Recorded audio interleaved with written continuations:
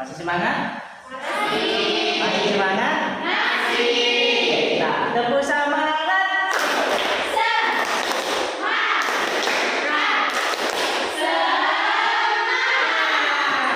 Satu kali lagi.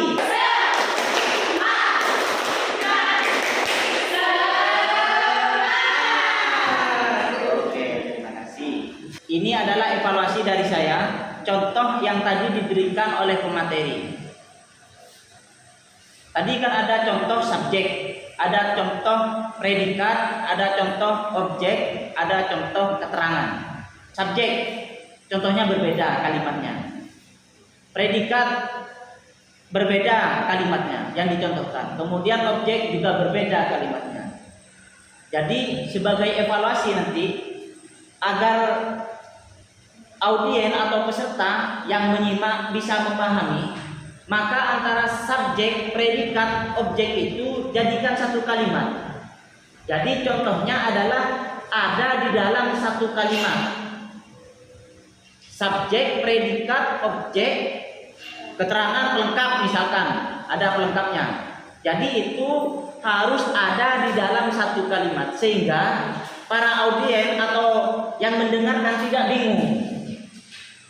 Jangan satu-satu misalkan kalimat pertama contohnya menjelaskan tentang subjeknya, kalimat kedua objeknya, kalimat ketiga, sehingga ini akan menjadi kebingungan nanti.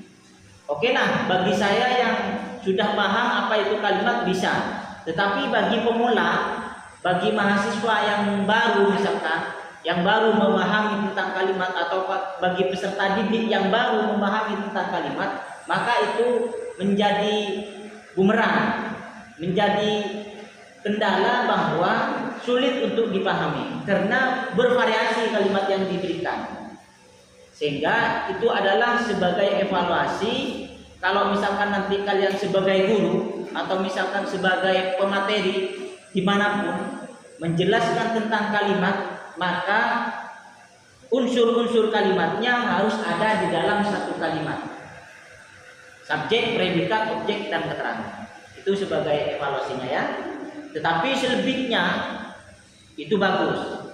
Maksudnya penjelasannya sudah jelas, kemudian nadanya juga sudah jelas, suaranya juga lantang, kemudian definisi sesuai dengan kalimatnya sudah dijelaskan secara detail.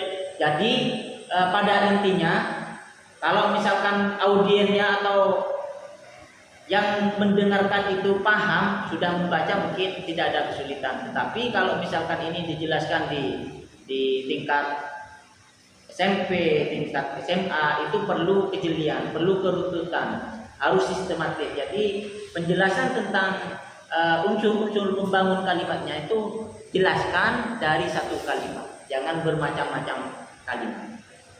Atau nanti kalau misalkan ingin menjelaskan lagi kalimat yang kedua, yang kalimat pertama misalkan menjelaskan tentang subjek, predikat, objek.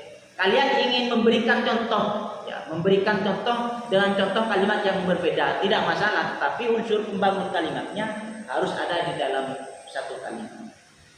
Oke. Ada pertanyaan? Tidak ada? Tidak puas?